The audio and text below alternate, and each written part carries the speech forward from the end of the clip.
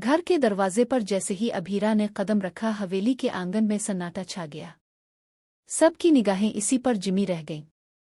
बाहर की ठंडी हुआ इसके चेहरे को छू रही थी, लेकिन इसके अंदर का बोझ इतना भारी था कि वो सांस भी मुश्किल से ले पा रही थी।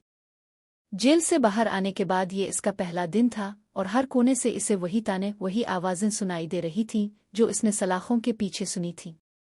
तो ही कातिल है, तुझसे ही मेरे भाई की जान गई है, ये आवाज़ बार बार उसके कानों में गूंज रही थी। अभीरा की आंखों में अंधेरा सा छाने लगा था, मगर अचानक इसके सामने तानिया आ खड़ी हुई। इसका चेहरा गुस्से से सुर्ख था, आंखों में खून उतर आया था। इसने बिना सोचे समझे अभीरा को जोर से धक्का दे दिया। तेरी हिम्मत कैसे हुई इस घर में कदम रखने की? तानिया चीखी। मेरे भाई की जान गई और तो यहाँ आराम से आ गई।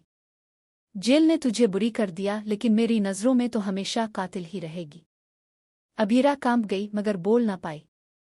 इसकी आंखों से आंसू बह निकले। तभी अरमान तेजी से आगे बढ़ा और तानिया का हाथ पकड़ लिया। बस तानिया, अरमान की आवाज़ गूंज उठी। अब और कुछ मत कहो। पुलिस ने कहा है कि अभीरा बेकसूर है और अगर तूने दोबारा इसे हाथ लगाया तो मुझसे बुरा कोई नहीं होगा। तानिया एक लम्हे के लिए साकित रह गई। अरमान का गुस्सा देखकर पूरे खानदान की आंखें फैल गईं। पौदार खानदान के लिए यह मंजर हैरानकुन था, क्योंकि अरमान, जिसने हमेशा खानदान की इज्जत और फैसलों का साथ दिया था, आज इसी खानदान के खिलाफ खड़ा हैकर अभीरा की ढाल बन गया था। गीतांजलि ने अपने होंठ काटते हुए ये सब देखा। इसके दिल में खौफ की एक लहर दौड़ गई। इसे लगने लगा कि अरमान के दिल में अभीरा की जगह बन चुकी है और यही खौफ उसकी रातों की नींद छीन रहा था। मगर अभीरा की हालत और भी बिगड़ गई। इसे लग रहा था जैसे जेल अभी भी उसकी रगों में दौड़ रही हो। वो कमरे में गई, मगर वहां भी इसे वही आवाज़ें सुनाई दीं, चिल्लाहट, ताने और सलाखों की खड़खड़ाहट। वो बिस्तर पर बैठते ही जोर से चीख पड़ी। अरमान दौड़ता हुआ आया। अभीरा, देखो, सब ठीक है, तुम अब बाहर हो, कोई तुम्हें नुकसान नहीं पहुंचा सकता। मगर अभीरा रोते हुए बोली, नहीं अरमान, मैं बाहर आकर भी अंदर ही हूं।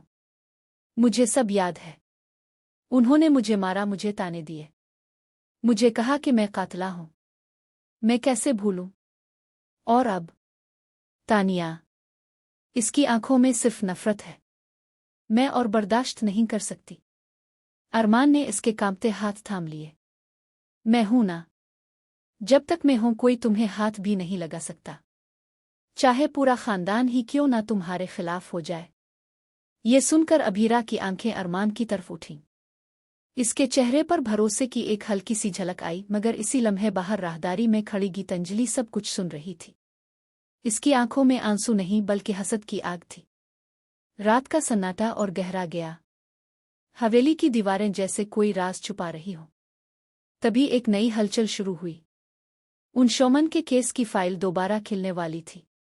पुलिस ने अचानक कहा कि उन्हें कुछ नए सबूत मिले हैं, और ये खबर सुनते ही पूरे पौदार खानदान में हलचल मच गई। सबकी निगाहें फिर से अभीरा पर जिम गईं। तानिया चिल्ला उठी, देखा, कहा था ना मैंने, ये बेकसूर नहीं है। ये फिर फंस जाएगी। मेरे भाई की मौत का राज यही है। मगर इस बार अरमान और सख्ती से खड़ा हो गया। तानिया, अगर एक बार और मेरी बीवी पर इल्जाम लगाया तो मैं ये घर छोड़ दूंगा। ये अल्फाज सुनकर सबके कदमों तले जमीन निकल गई। पौदार खानदान की इज्जत पर सवाल खड़ा हो गया था। दादी का चेहरा सख्त हो गया। अरमान, तुम्हें अंदाजा भी है तुम क्या कह रहे हो? ये घर, ये नाम, सब कुछ दांव पर लग जाएगा। मगर अरमान पुरसुकून लहजे में बोला, अगर इस घर की इज्जत मेरी बीवी की बेइज्जती पर कायम है तो मुझे ऐसी इज्जत नहीं चाहिए। इसकी बात सुनकर सब खामोश हो गए, लेकिन गीतांजलि के दिल में तूफान उठ रहा था। वो सोचने लगी कि अगर अरमान पूरी तरह से अभीरा का हो गया तो इसका ख्वाब, इसकी जगह सब खत्म हो जाएगा। इस रात गीतांजलि ने कसम खा ली, चाहे कुछ भी हो जाए, मैं अभीरा को इस घर में सुकून से रहने नहीं दूंगी। अगले दिन सुबह हवेली के मंदिर में पूजा रखी गई। सब इकट्ठे हुए, लेकिन पूजा के दौरान अचानक दिया बुझ गया। सबके चेहरे उतर गए। दादी ने कहा, यह अच्छा इशारा नहीं है। ये किसी बड़ी मुसीबत की आहट है। तानिया ने फौरन अभीरा की तरफ देखा और बोली, मुसीबत तो पहले ही इस घर में आ चुकी है, और उसका नाम है अभीरा। ये सुनकर माहौल और बिगड़ गया। तभी पुलिस का एक इंस्पेक्टर हवेली में दाखिल हुआ। सब चौंक गए। इंस्पेक्टर ने कहा, हमें उन के केस से जुड़े कुछ नए सबूत मिले हैं। हमें दोबारा पूछगुछ करनी होगी। सबके चेहरे जर्द पड़ गए, लेकिन सबसे ज्यादा खौफ में डूब गई अभीरा। इसकी सांसें तेज हो गईं। इसे लगा जैसे इसका बचा खिंचा एतमाद भी अब टूट जाएगा। अरमान फौरन आगे आया। इंस्पेक्टर साहिब, अगर आपको किसी से पूछगुछ करनी है तो मुझसे कीजिए। मैं सबूत दूंगा, लेकिन मेरी बीवी को बार बार परेशान मत कीजिए। इंस्पेक्टर ने गहरी नज़र से अरमान को देखा और कहा, ठीक है, लेकिन याद रखिए, अगर सच्चाई सामने आई और आप गलत साबित हुए तो इस बार आपको भी कोई नहीं बचा पाएगा। हवेली का माहौल और बोझल हो गया। सब सोच में पड़ गए कि ये नया मोड़ क्या लेकर आएगा, मगर असल तूफान तो अभी बाकी था। रात को जब सब अपने अपने कमरों में जा चुके थे, तब हवेली के पुराने स्टोर रूम से एक आवाज़ आई, किसी के रोने की, किसी के कराहने की। अभीरा नींद से जाग गई और आहिस्ता आहिस्ता इस कमरे की तरफ बढ़ी। वहां जाकर जो इसने देखा, इसकी आंखें फटी रह गईं। कमरे की दीवार पर खून से लिखा था, सच छुपाओगे तो खून बहता रहेगा। अभीरा चीख पड़ी। आवाज सुनकर अरमान और बाकी लोग वहां पहुंचे, मगर जब सब अंदर आए तो वो लिखा हुआ गायब था। दीवार बिल्कुल साफ थी। सब ने सोचा कि शायद अभीरा सदमे में है और वहम देख रही है। तानिया ने तंज कसा, देखा, ये पागल हो रही है। अब ये इस घर के लिए और भी खतरनाक है। मगर अरमान ने इसे डांट दिया, काफी हो गया तानिया। अगर किसी ने एक बार और अभीरा पर उंगली उठाई तो मैं सब रिश्ते तोड़ दूंगा।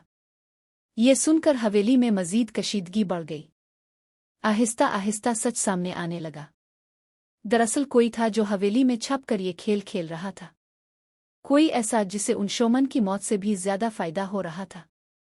और आने वाले एपिसोड्स में इंकिशाफ होगा कि असल गुनाहगार कोई और ही है, लेकिन इसकी चालें इतनी गहरी हैं कि सबकी नजरें अभीरा पर ही टिकी रहती है।